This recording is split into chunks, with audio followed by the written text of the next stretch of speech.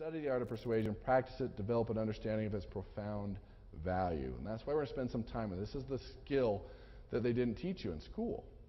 And if they did, they probably taught you the wrong things, because when you take it on a university level, it's more about the logical side, the statistics, the facts, the figures. But as you know, we're persuaded more by emotion. In fact, I was teaching a public speaking class at the university, and they called me in. I was wondering what they wanted, and they say, "We would like you to teach another class." I'm like, "Well, really, what is that?" He's like, "It's rhetorical methods." I'm like, "Really? Rhetorical methods? Well, that's interesting. You know, Aristotle, ethos, pathos, logos." And I go, "Let me see the book." I'm like, "Oh, okay, it's a sales class." No. Rhetorical methods. I go, "Well, according to the text," he's like, "No. If you can't teach it on, it's not on sale. It's rhetorical." Okay. Oh, I said, "Oh, rhetorical methods." He's like, "Yes." It was a sales class.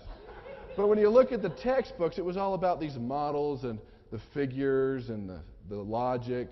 And all the logic in the world's great, but we have to look on the emotional side, and that's what we're going to focus on today. The difference between long-term and short-term persuasion. Because they're not just persuasion, there's different levels. And I want to go through the different models and see where you rank. Where are you spending most of the time? Are you at the very top? Are you at the bottom? Are you somewhere in the middle? The one lowest on the board is control. Force, fear, and threats. Is a gun and a knife pretty persuasive?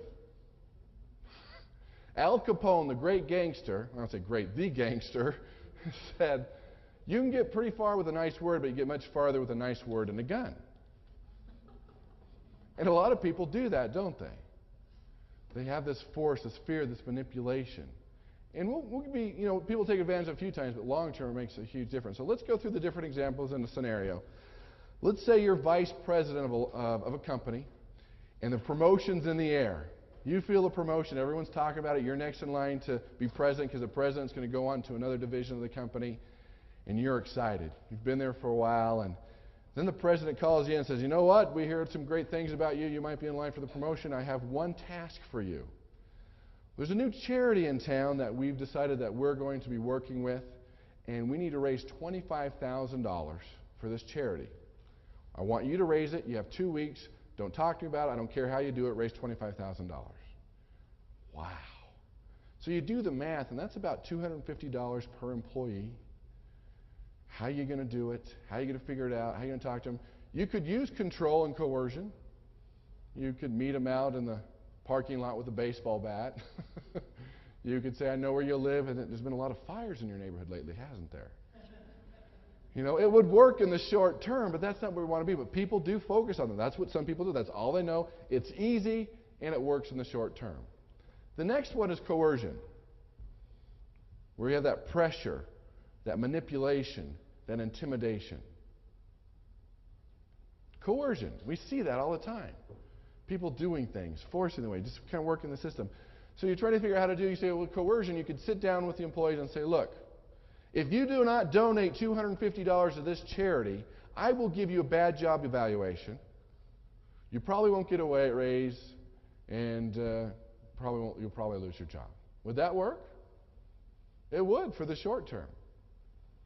Next would be command, authority, title, position. Do it or you're fired. I'm the boss, you're going to do it.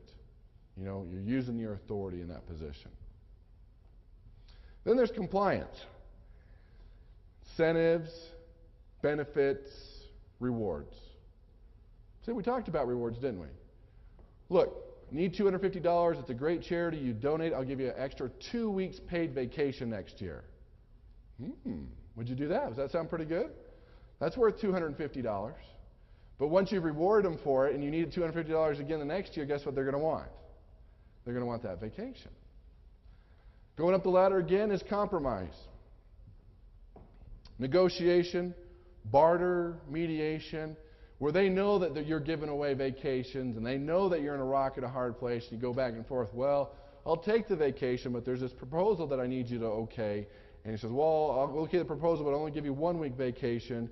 And you go back and forth, and it's negotiation, meeting somewhere in the middle. Then there's cooperation, where you convince, you encourage, you basically sell. You sit them down and say, "Look, this is a great charity. They do great things in the community. 95% of it goes